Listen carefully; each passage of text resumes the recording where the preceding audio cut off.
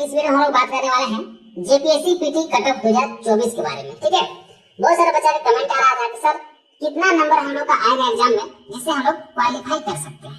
ठीक है, और बहुत सारे बच्चे ये भी कमेंट किए थे कि सर कितना मार्क्स कम से कम लाना होगा क्वालिफाई करने के लिए, तो वो भी हम आप लोग को दोनों चीज क्लियर करेंगे इस वीडियो में। ठीक है, यहाँ पर ऊपर लिख दिए हैं जेपीएससी पीटी कट ऑफ 2024 में क्या जाने वाला है, इसमें हम लोग आज इस वीडियो में थोड़ा डिटेल्स चर्चा करेंगे। ठीक है, तो सबसे पहले आप लोग जान लीजिए कम से कम कितना मार्क्स आपको लाना होगा क्वालिफाई करने के लिए।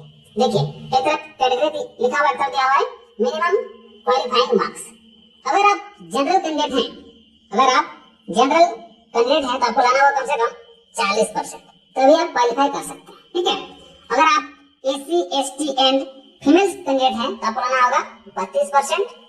अगर आप ईबीसी कैंडिडेट हैं तो आपको लाना होगा 34%, और बीसी कैंडिडेट है तो आपको लाना होगा 36.5%, और प्रिमिटिव ट्रेबल्स ग्रुप का कैंडिडेट है तो आपको लाना होगा 30%, और आप अगर ईडब्ल्यूएस के अंतर्गत आते हैं तो आपको लाना होगा 40%। ये दोस्तों आप लोग को जो हम बताएं ये है मिनिमम क्वालिफाइंग मार्क्स, यानी कम से कम इतना मार्क्स आपका होना चाहिए एग्जाम में, तभी आप क्वालिफाई करेंगे।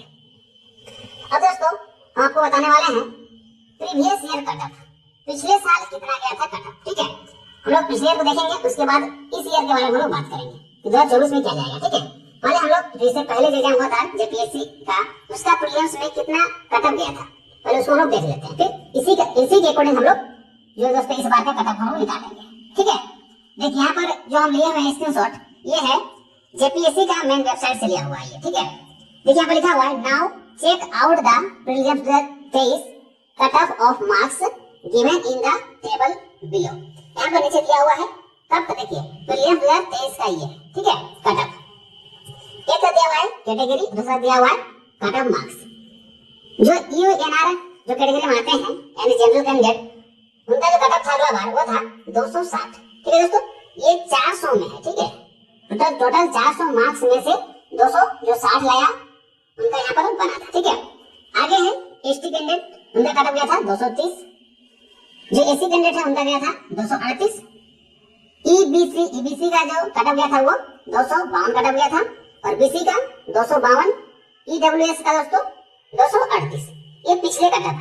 ठीक है, तो दोस्तों मेन वेबसाइट से लिया गया, ये हम अपना से कुछ भी यहाँ पर एडिट नहीं किए। ठीक है, अब लोग देख रहे हैं जनरल कट ऑफ 260 गया था, एसटी का 230, एससी का 238, देखिए ईबीसी का 252, बीसी का 252, और ईडब्ल्यूएस का दोस्तों 238 कट ऑफ गया। दोस्तों हम लोग देख लिए प्रीवियस ईयर कट ऑफ क्या गया था।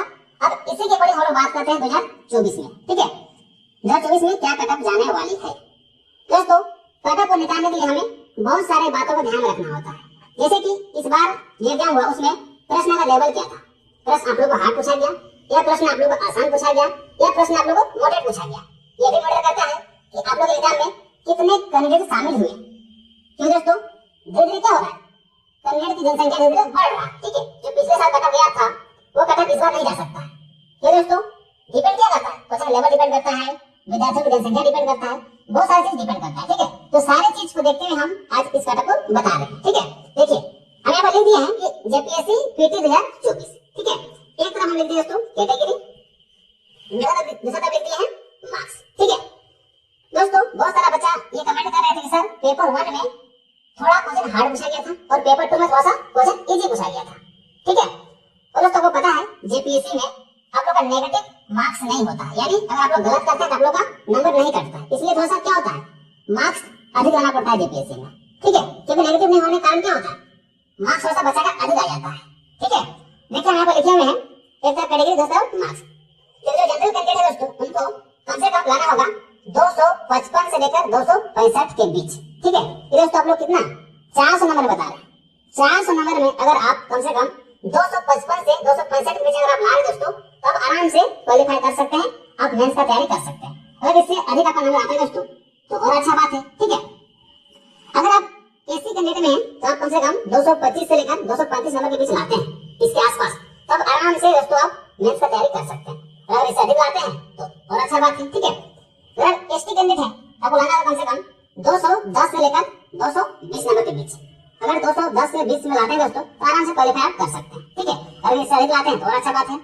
अगर ईबीसी कैंडिडेट है तो आपको लाना होगा 250 से लेकर 260 के बीच, और बीसी कैंडिडेट है उनको लाना होगा 250 से लेकर 260 के बीच, और ईडब्ल्यूएस कैंडिडेट है तो आपको लाना होगा 235 से लेकर 245 के बीच। अगर आप इसके आसपास ला रहे दोस्तों तब आराम से मेंस का तैयारी कर सकते हैं। अगर आपका नंबर इससे अधिक आ रहा है तो अच्छा बात है। चलिए हम लोग थोड़ा सा पेपर वाइज बात कर लेते हैं। अपने एग्जाम दोस्तों दो पेपर था, पेपर 1 और पेपर 2, दो पेपर था, ठीक है दोस्तों। जो जनरल कैंडिडेट है उनको लाना है 255 से लेकर 260 के बीच। अगर आप मान लेते हैं पेपर 1 में हार्ड प्रश्न था तो अगर आप प्रश्न में 60% सही कर रहे हैं और पेपर 2 में 70% सही कर रहे हैं तो आप लोग आराम से क्वालिफाई कर जाइए, ठीक है। कम से कम इतना प्रश्न सही करके आ रहे तो आराम से आप क्वालिफाई कर रहे हैं। अगर आप एसी कैंडिडेट में हैं और अगर आप कम से कम पेपर 1 में 55 सही कर रहे हैं और पेपर 2 में 65 सही कर रहे हैं तो आराम से आप क्वालिफाई कर जा रहे हैं।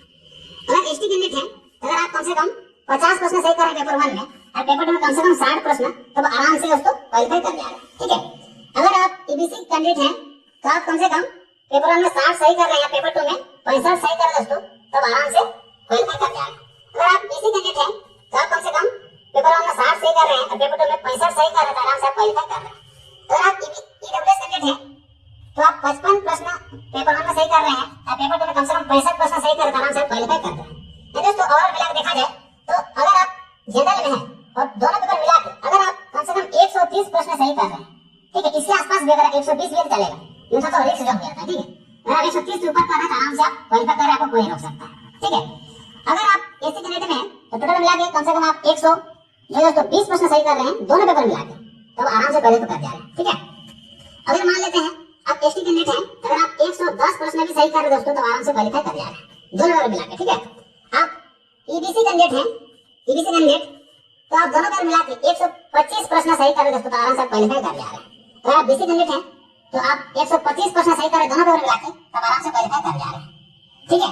अगर आप ईडब्ल्यूएस कैंडिडेट हैं, ईडब्ल्यूएस कैंडिडेट हैं तो आप कम से कम 120 प्रश्न सही कर रहे हैं दोस्तों तब आराम से क्वालिफाई कर जा रहे हैं। ये जो हम आप लोगों को बता रहे हैं दोस्तों, ये प्रीवियस ईयर कटऑफ को ध्यान में रखते हुए इस बार का एग्जाम का जो पेपर था उसका लेवल क्या था उसको ध्यान रखते हुए और कितना बच्चा एग्जाम में बैठा है उसको ध्यान रखते हुए सबको ध्यान रखते हुए दोस्तों ये कटऑफ आपको बताएं, ठीक है। तो इसी के आसपास आप लोग कटऑफ इस बार जा सकता है, ठीक है। तो नेगेटिव होता नहीं इसलिए थोड़ा कटऑफ अधिक जाता है, आप लोग पता है। जो जनरल कैंडिडेट है उनको क्वालिफाई करने में कितना 40% ऐसे ही लाना होता है, ठीक है। तो 130 नंबर लाने के आप कितना परसेंट ला रहे हैं, उसके साथ 65% ला रहे हैं, यानी आपको 25% एक्स्ट्रा नंबर ला रहे हैं कटऑफ से बस। तो आराम से आ सकता है कि जैसे नेगेटिव आता नहीं तो कोई बच्चा 100 प्रश्न में अगर आप नहीं पढ़ जाएगा ना तो 40% आराम से सही कर देता है, ठीक है। थोड़ा बहुत पढ़े तो 40 नंबर ऐसे ही सही कर देता है बिना पढ़े, क्योंकि नेगेटिव नहीं है, 100 मार्क आराम से 35-40 सही हो जाता है, ठीक है। तो जो हम यहाँ पर कटऑफ है दोस्तों ये पूरा रियल कटऑफ है और इतना ही जाने वाला है आप लोग एग्जाम में, ठीक है। चलिए हम मिलते हैं नेक्स्ट वीडियो, तब तक के लिए थैंक यू, जय हिंद।